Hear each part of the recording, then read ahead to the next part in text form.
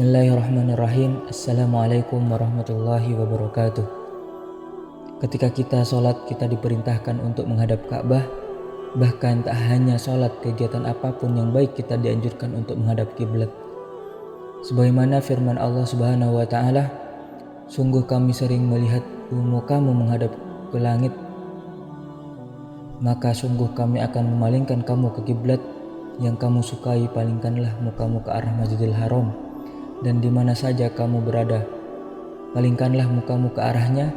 Dan sesungguhnya orang-orang Yahudi dan Nasrani yang diberi Alkitab, Taurat dan Injil memang mengetahui bahwa berpaling ke Masjidil Haram adalah benar dari Tuhannya, dan Allah sekali-kali tidak lengah dari apa yang mereka kerjakan."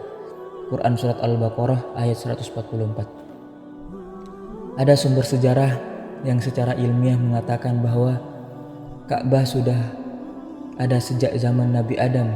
Bahkan Ka'bah tidak hanya rumah ibadah yang pertama, tetapi bangunan pertama di muka bumi. Jadi Ka'bah yang juga dinamakan Baitullah telah sangat lama berada di muka bumi ini.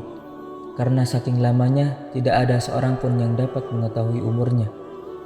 Profesor Dr. Mutawalli As-Sarawi mengatakan bahwa sesuatu yang Allah katakan dibangun untuk manusia, tentu yang membangun bukan manusia. Karena Ka'bah dibangun untuk manusia, bukan disebutkan dibangun oleh manusia.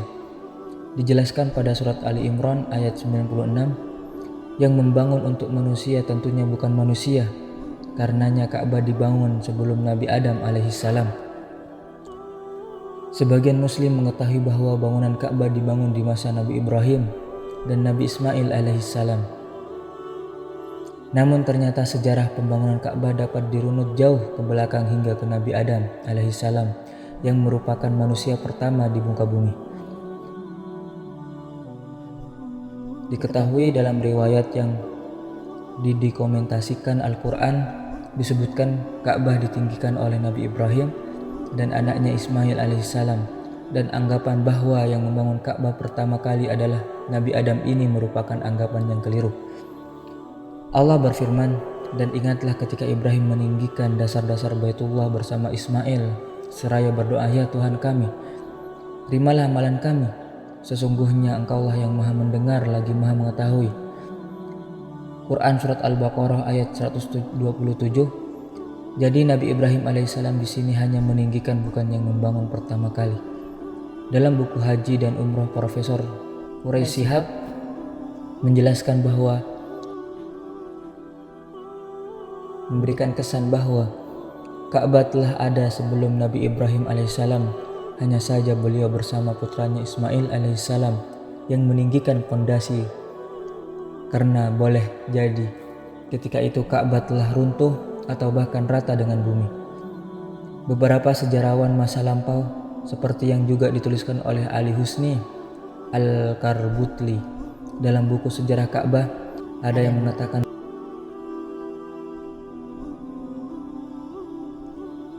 yang membangun Ka'bah adalah malaikat, tepatnya sebelum bumi diciptakan, dan sudah berdiri 2000 tahun sebelum Nabi Adam turun ke bumi. Ini didasarkan pada firman Allah Subhanahu wa Ta'ala, "Ingatlah ketika Tuhan berfirman kepada para malaikat, sesungguhnya aku hendak menjadikan seorang khalifah di muka bumi. Mereka berkata, mengapa engkau hendak menjadikan khalifah di bumi itu orang yang membuat dan menumpahkan darah, padahal kami senantiasa bertasbih dan memuji engkau dan mensucikan engkau?" Tuhan berfirman, "Sesungguhnya aku mengetahui apa yang tidak kamu ketahui." Quran Surat Al-Baqarah ayat 30. Menurut hal ini, malaikat merasa bersalah telah menanyakan perihal khalifah di bumi dan menganggap Allah telah murka kepada mereka. Kemudian para malaikat pun menyesal dan takut, mereka menengadah sambil memohon ampun. Lalu para malaikat ini tawaf mengelilingi ars sebanyak 7 kali seperti tawafnya jamaah haji ke Ka'bah saat ini.